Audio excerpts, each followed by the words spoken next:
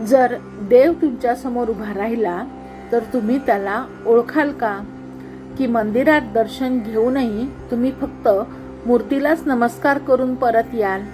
कारण भक्तीचा खरा प्रवास देवाला शोधण्यासाठी नाही, तर देवाला पाहण्याची दृष्टी मिळवण्याचा आहे. श्लोक क्रमांक 47 पासून 56 पर्यंत या 10 श्लोकामध्ये समर्थ रामदास स्वामींनी आदर्श भक्ताची लक्षणे सांगितलेली आहेत. एका अर्थाने हे समर्थांचे आत्मचरित्रच आहे, कारण संतांचे खरे आत्मचरित्र त्यांच्या वाङ्मयात दडलेले असते. जगी धन्य तो दास सर्वोत्तमाचा. या चरणातील सर्वोत्तम म्हणजे भगवान श्रीराम आणि दास म्हणजे स्वतः समर्थ रामदास स्वामी.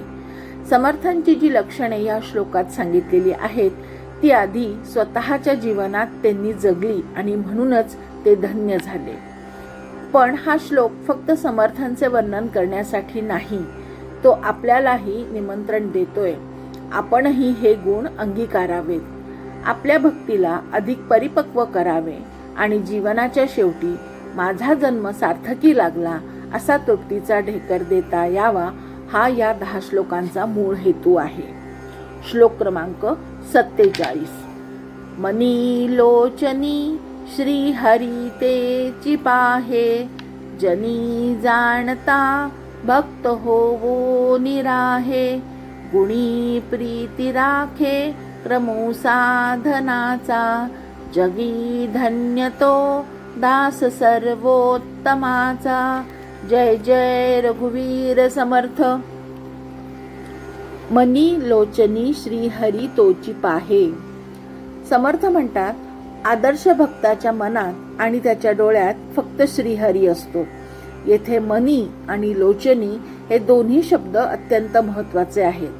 अनेकदा आपण मंदिरात जातो, दर्शन घेतो, नमस्कारही करतो, पण खरोखरी मन तिथे असतं का? देवळात उभे असतानाही मन कधी मोबाईलमध्ये असतं, तर कधी घरच्या चिंतेत असतं, तर कधी व्यवहारात असतं, तर शरीर देवासमोर असते पण मन मात्र दुसरीकडेच फिरत असतं.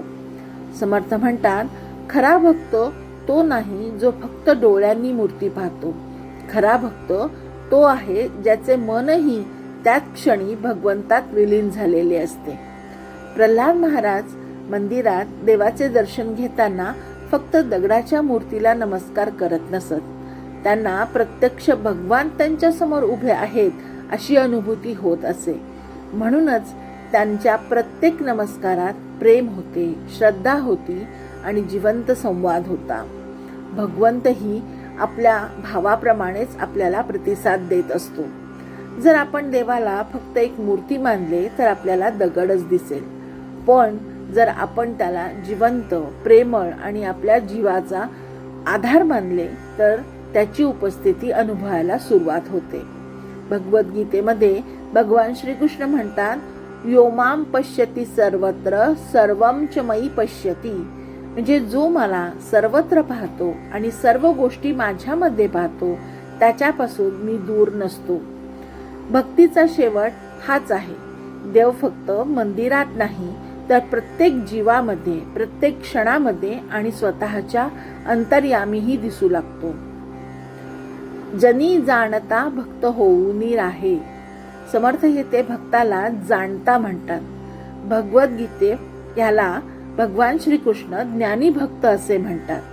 त्यालाच समर्थ जाणता म्हणतात.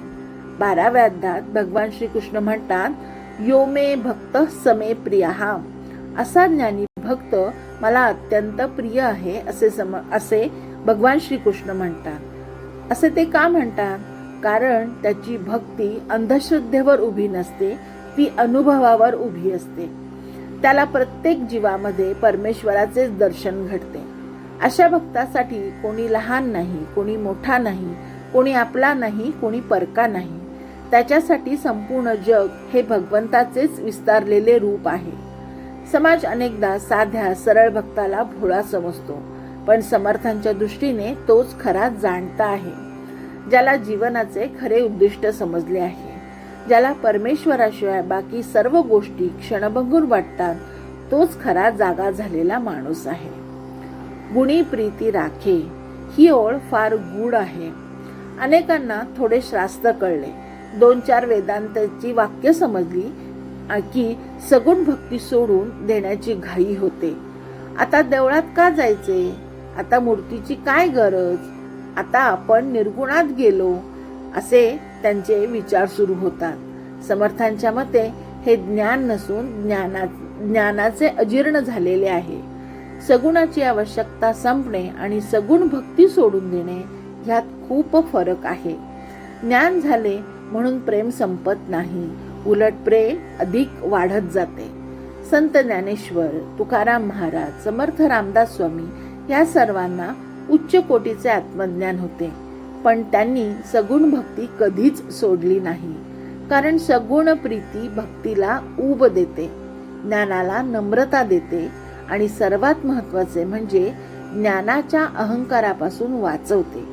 म्हणून समर्थ म्हणतात, गुणी झालात, ज्ञानी झालात तरी प्रेम सोडू नका. रामाचे नाव, रामाचे रूप आणि रामाचे प्रेम जिवंत ठेवा.